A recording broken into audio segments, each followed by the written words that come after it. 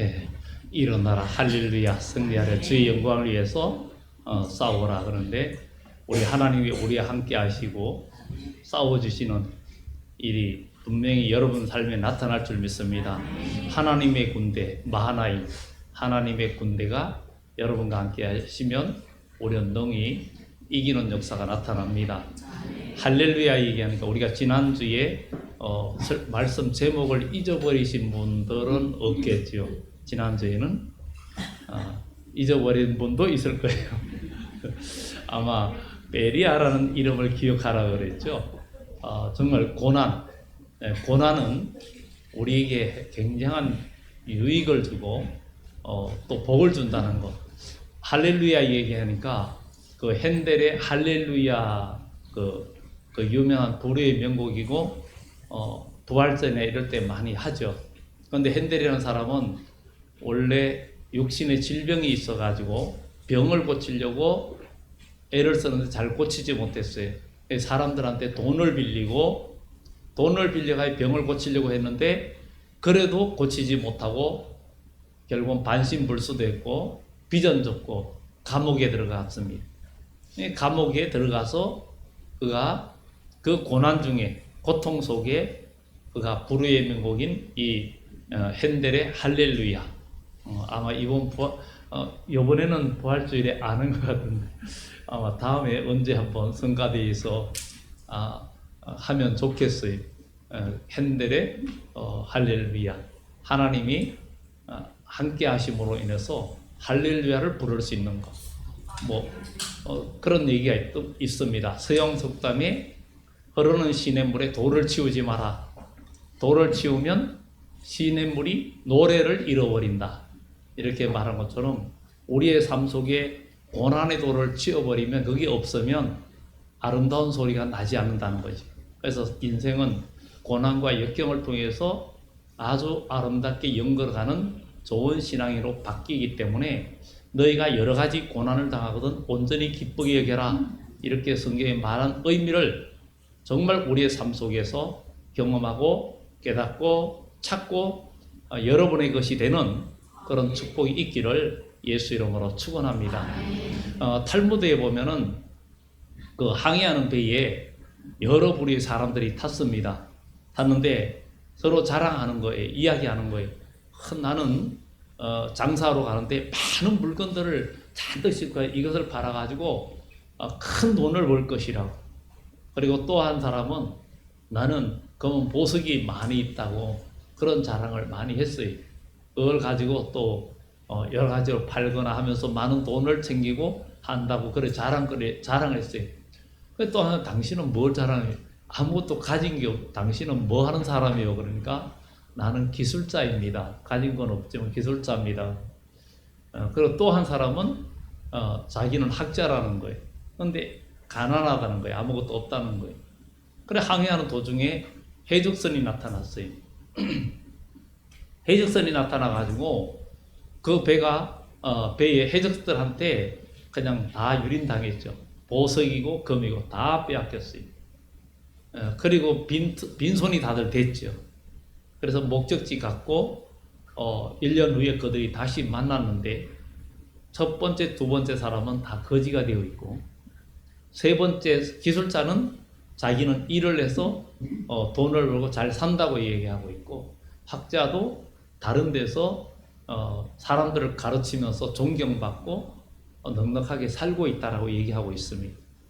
외형적으로 가지고 있는 자랑거리들은 한순간에 다 날아갔는데 몸에 익힌 기술은 그것을 계속 재산으로 누가 빼앗아갈 수 없는 재산이었다 이거죠. 그리고 머리에 들어있는 학문도 남을 가르치고 남에게 유익을 주는 굉장한 재산이었다 이거죠. 그런데 성경 잠언서에는 하나님을 아는 것이 지혜의 근본이고 하나님을 알고 나아가는 것이 그 이익이 정금보다 크다 그랬습니다. 오늘 여기 계신 여러분들 오늘 본문에 여호와만 자랑할 일이 있다라는 것을 이야기하고 있습니다. 16절에 보면 내가 그들을 까부른 적 바람이 그들을 날리겠고 해오리 바람이 그들을 흩어버릴 것이로되 너는 여호와로 말미암아 즐거워하겠고 이스라엘의 거룩한 이로 말미암아 자랑하리라. 여기에 하나님께 까불으니까 모두가 날아가 버리고 흩어져 버리고 하지만 너는 여호와로 말미암아 즐거워하겠고 그리고 이스라엘의 거룩한 이로 말미암아 자랑하리라. 여러분, 여호와로 말미암아 즐거워하는 사람, 여호와만 자랑하는 사람이 되는 축복이 있기를 예수 이름으로 축원합니다. 이 세상에 하나님의 이름을 여호와만 자랑하게 될 사람들, 이런 사람들이 되는 것이 얼마나 중요한지 오늘 여기 계신 여러분들 각자 마음에 한번 질문을 해보시기 바랍니다. 나는 지금 자랑거리가 뭔가? 나의 자랑거리는 뭔가? 돈을 많이 벌어서 여러분 집에 금송아지를 한 10마리 갖고 있다. 이게 자랑거리인가?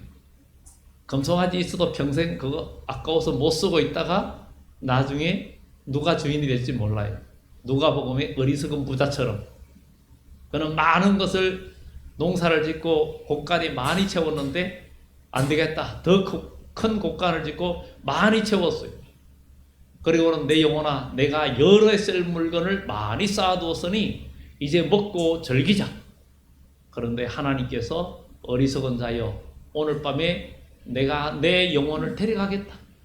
그럼 너희 것이 누구 것이 되겠느냐? 사람이 이 세상에 열심히 살고 노력하지만 생명이 끝나는 순간엔 다 끝나는 겁니다. 우리 하나님은 온 세계 만물의 주관자이시고 온 세계 우주를 주관하고 계십니다. 하나님께서 이 세상을 첫 번째 노아 홍수로 심판했고 마지막 때는 불로서 심판한다 그랬는데, 노아 홍수 때에는 물이 온 세계를 덮었죠. 온 세계를 덮었는데 사람들이 그렇게 묻습니다. 아니, 노아 홍수 때에 하늘에서 비가 내려가지고 온 지구를 다 덮었는데 그 물이 다 어디로 갔나요? 이렇게 질문을 합니다. 그 물이 다 어디로 갔나요? 그런데 성경에 말합니다. 하나님은 물을 곳간에 가두시고, 물을 곳간에 가두신대. 가두었다가 또 내신다는 거예요. 그런데 우리가 오늘날 노아 홍수 이전에는 겨울도 없었고 여름도 없었고 그냥 기후가 사시사철 이 지구 온 세계가 온화한 그런 세계였어요. 그리고 사람은 그때에 1000년 가까이 살았어요. 그런 때였는데 노아 홍수 때 온 세상이 덮였는데 그 물이 도대체 다 어디로 갔느냐? 지금 학자들이 남극과 북극의 얼음들을 다 녹이면 이 지구의 해수면이 60에서 70m가 올라옵니다. 남극과 북극의 하나님께서 물을 가두시고 또 노아 홍수 때에 지구를 지각변동 일으키면서 세계에서 최고 높은 그 네팔 쪽에 있는 그런 8,000m가 넘는 산들이 그 과학자들이 보면 땅이 아래쪽에서 그 밀어 올려 가지고 그래 높은 산이 올라오고 뭐 이러면서 깊은 바다로 또 높은 산으로 하면서 물을 바다로 바다의 한계를 정하셨다. 하나님께서. 그래서 육지를 침범하지 못하게 했다. 그런데 요즘 온난화되면서 점점 해수면이 높아지고 우리가 선교하는 방글라데시 같은 나라도 그냥 책에 보면은 우리 가끔 책자도 오고 이렇게 그 게시판에도 붙여놓지만 물에 잠기는 나라, 물에 잠기는 나라라 그래요. 이 세상에는 지금 물에 잠기는 나라들이 많습니다. 해수면이 낮은 섬들이나 나라들이 점점 그 나라가 없어지는 그런 것들을 여러분들은 보는데, 이것을 보면서 우리나라는 괜찮겠지. 만약에 해수면이 60에서 70m가 올라오면 아마 여기 서울도 물바다가 되는 곳이 많고 아마 저기 다 별장산에 올라가 살든지 그래야 될 상황이 올 수도 있습니다. 이런 우리는 하나님께서 온 세계를 주관하시는 것을 우리가 알고, 정말 우리는 우리의 자랑거리가 뭔가? 지금 우리 하나님께서 지금은 우리가 이 세상에서 하나님의 이름을 자랑하려고 그래도 사람들이 자랑을 들어주지도 않을 뿐만 아니라 우리도 자체적으로 예수를 믿으면서 고난과 역경을 겪으면서 뭐 자랑거리가 있나 이렇게 생각할 수 있습니다.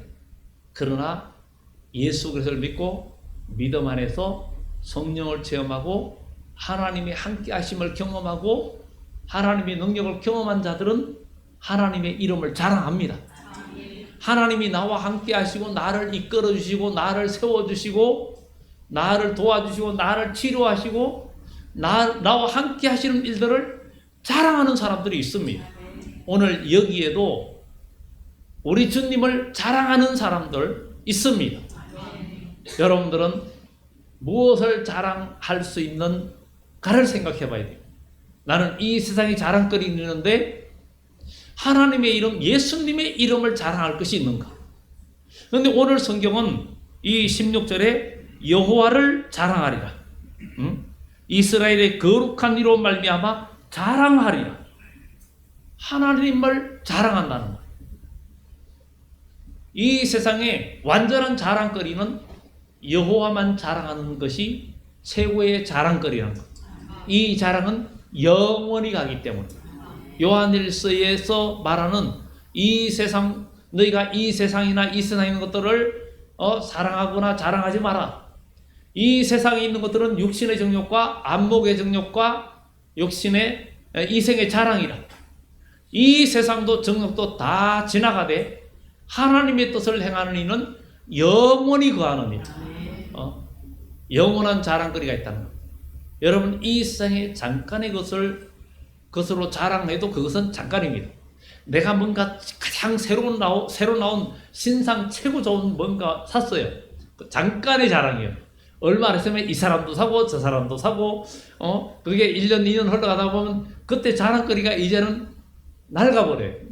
다른 사람 게 더 세고 더 좋은 게 또 나와요. 그러면은 이 자랑거리가 금방 없어져요. 그런데 우리 하나님께서 우리에게 주시는 자랑거리는 영원한 자랑거리. 영원한 자랑거리는 영원히 사는 사람이 영원히 자랑하게 되는 자랑거리라는 거예요. 그러니 우리는 영원한 자랑거리를 소유하는 하나님의 백성이 되기를 예수 이름으로 축원합니다. 이 세상의 자랑거리는 우리 인생이 끝나는 순간에 잠깐 있다가 사라지는 거예요. 우리 인생은 잠깐 있다 없어지는 안개 같고 콧김에 서리는 안개처럼 잠깐 보이다가 없어지는 거예요. 유리창에 호우하면은 갑자기 그게 부해졌다가 조금 있으면 사라지죠. 그만큼 우리 인생은 이와 같다는 거예요. 그러면 이것으로 끝나야 되겠네요. 하나님의 형상으로 지음받은 우리는 영원한 자랑거리를 소유하는 하나님의 사람들이 되어야 될 줄 믿습니다. 온 세계 마지막 영원한 자랑거리를 가질 수 있는 사람은 어떤 사람이에요? 하나님을 자랑하는 사람은 바로 어떤 사람인가?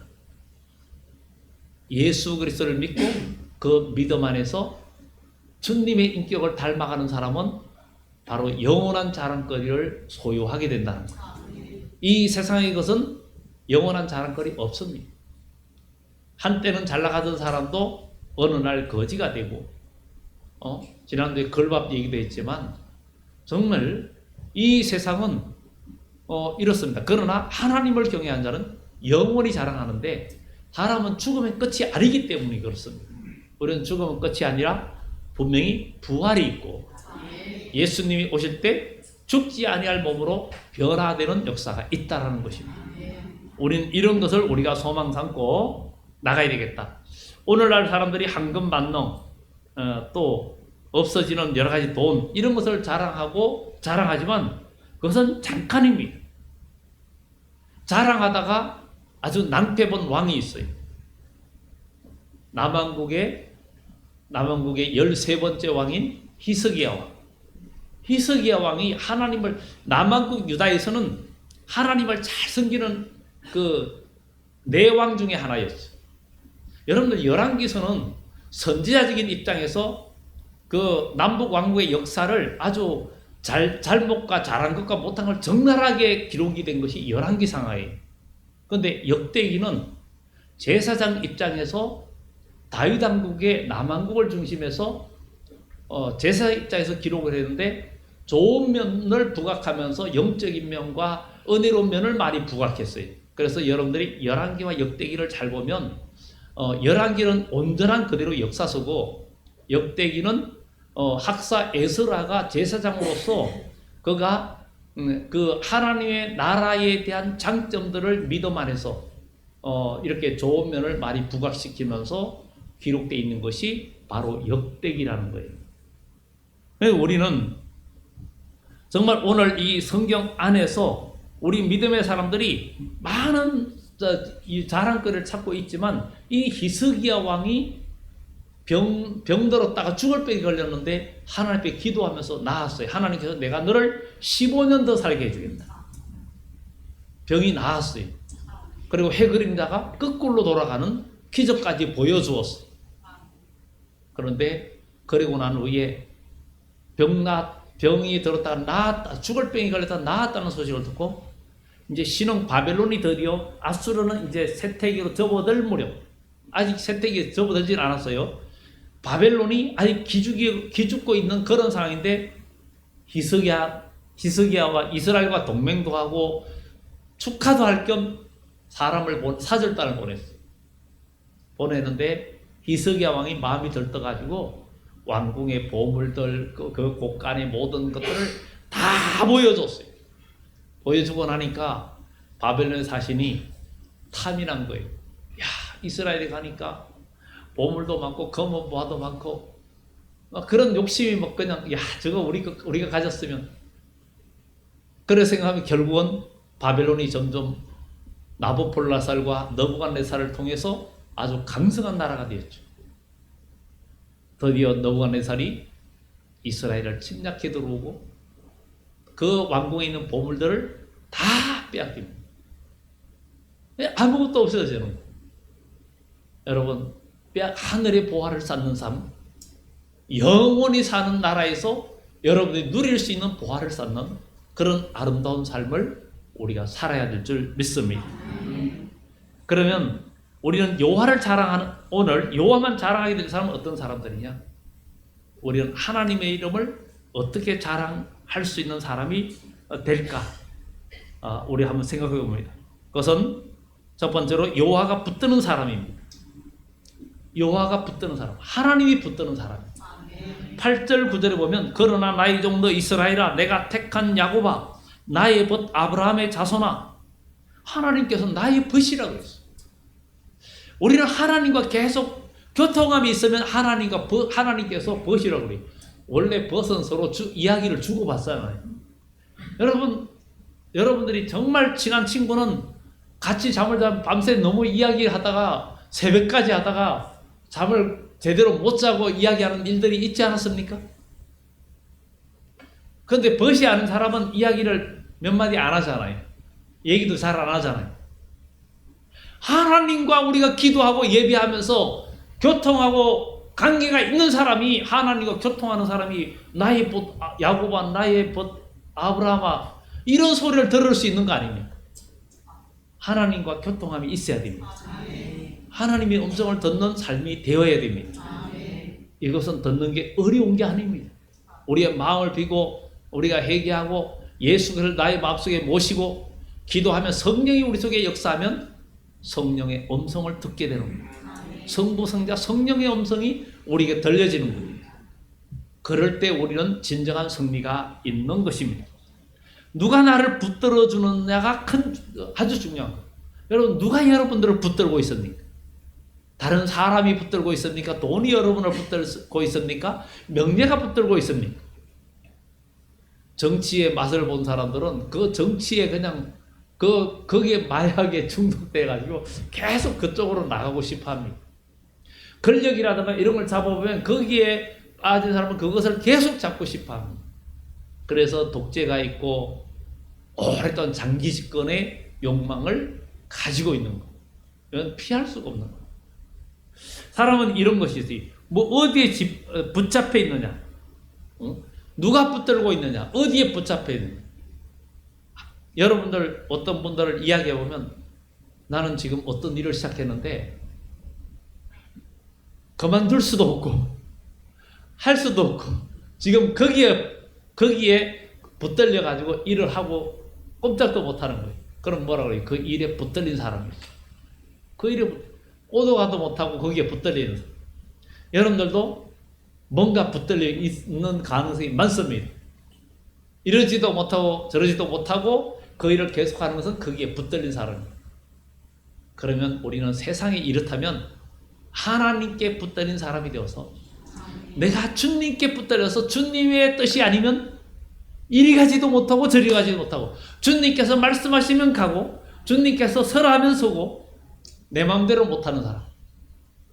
신앙생활을 하는데 내 마음대로 내 생각대로 내 뜻대로 하는 사람은 주님께 붙들린 사람이 아닙니다.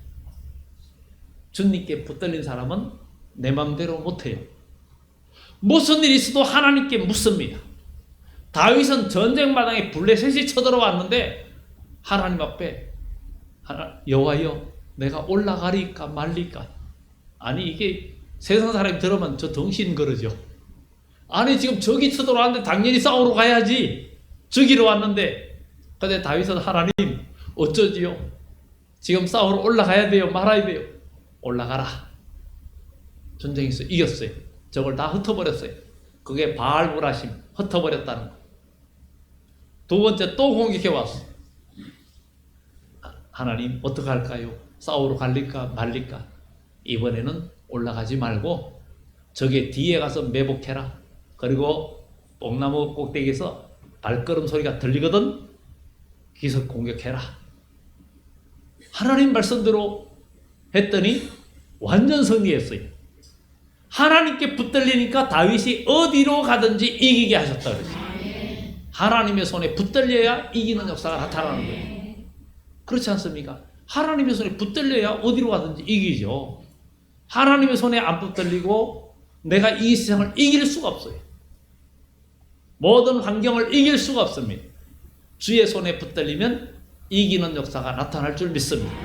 우리 주님이 이 세상에 다시 오실 때는 이기는 자가 남는 자가 됩니다.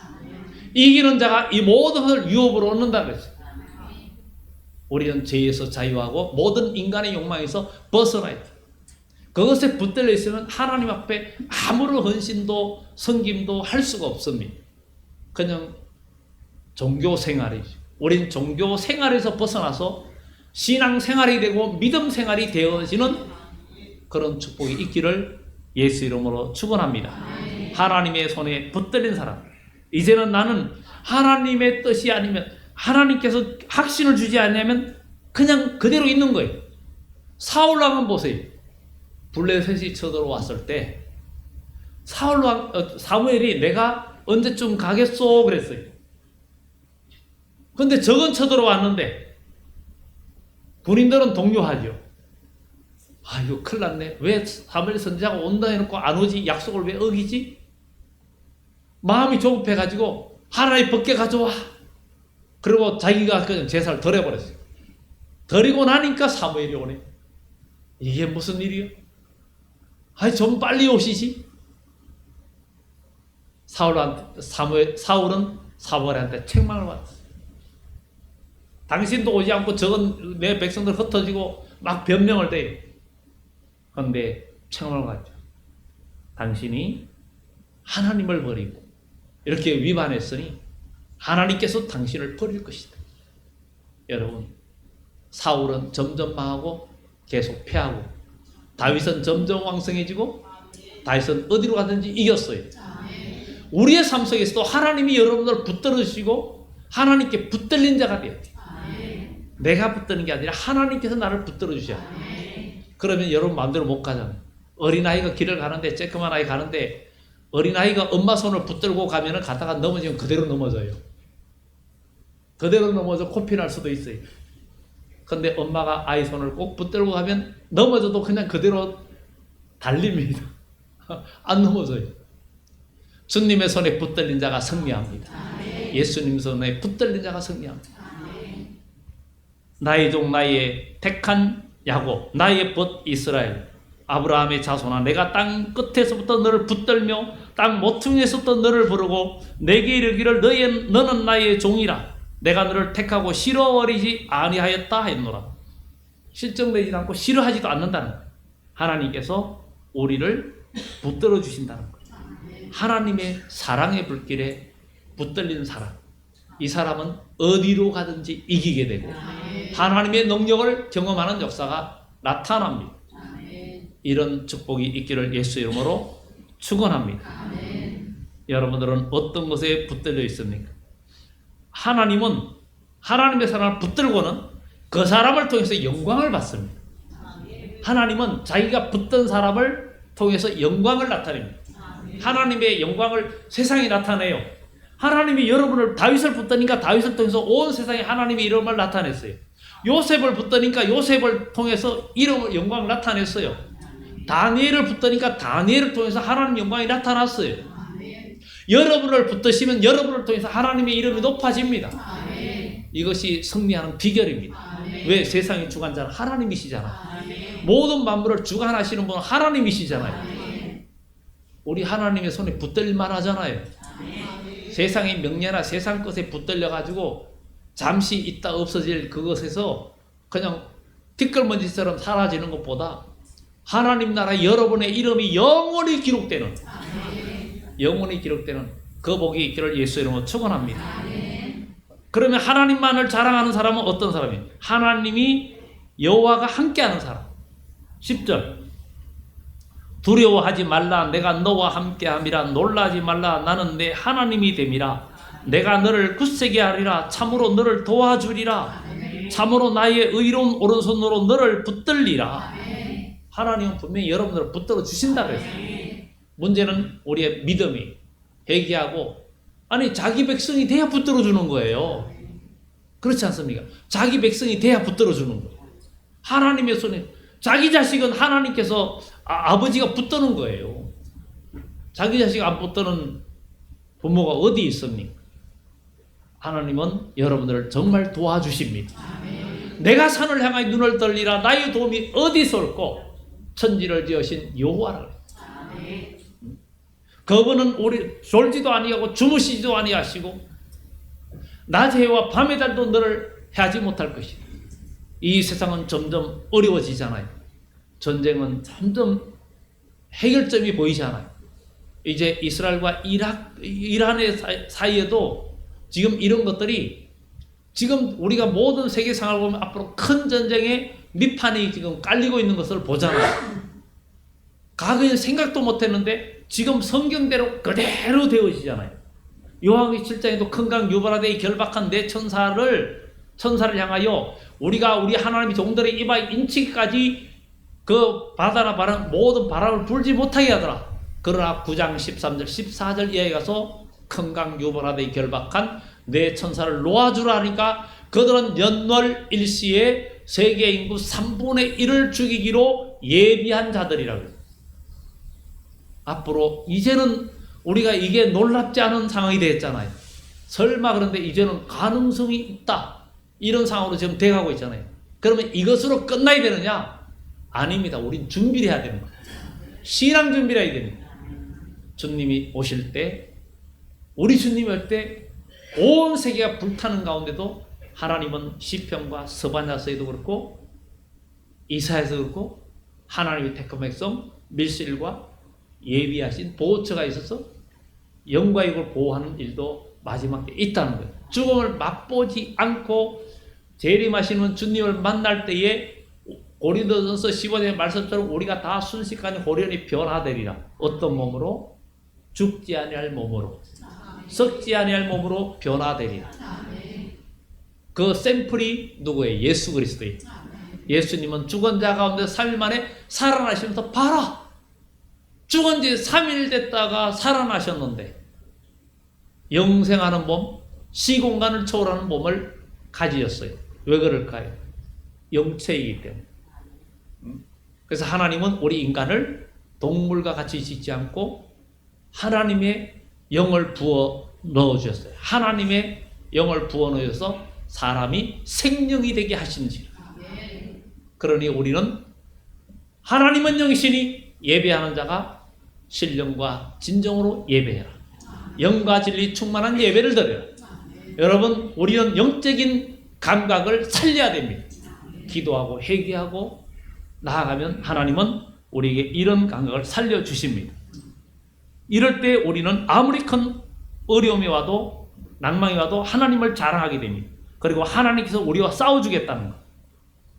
11절에서 13절, 보라, 내가 내게 노하던 자들이 수치와 욕을 당할 것이요 너와 다투는 자들이 아무것도 아닌 것 같이 될 것이며 멸망할 것이라. 내가 찾아도 너와 싸우던 자들을 만나지 못할 것이요 너를 치는 자들은 아무것도 아닌 것 같고 허무한 것 같이 되리라. 이는 나 여호와 너의 하나님이 내 오른손을 붙들고 내게 이르기를 두려워하지 말라. 내가 너를 도우리라 할 것입니다. 하나님이 도와주시니까 승리하는 겁니다. 뭐든지 하나님이 도우시면 이깁니다. 여러분, 하나님이 함께 하시는, 하나님이 함께 하시면 반드시 이기는 역사가 나타납니다. 여러분, 하나님이 함께 하심을 경험해야 됩니다. 에베네셀의 하나님을 경험해야 됩니다. 에베네셀의 하나님은 살아계시고 여러분들을 도와주십니다.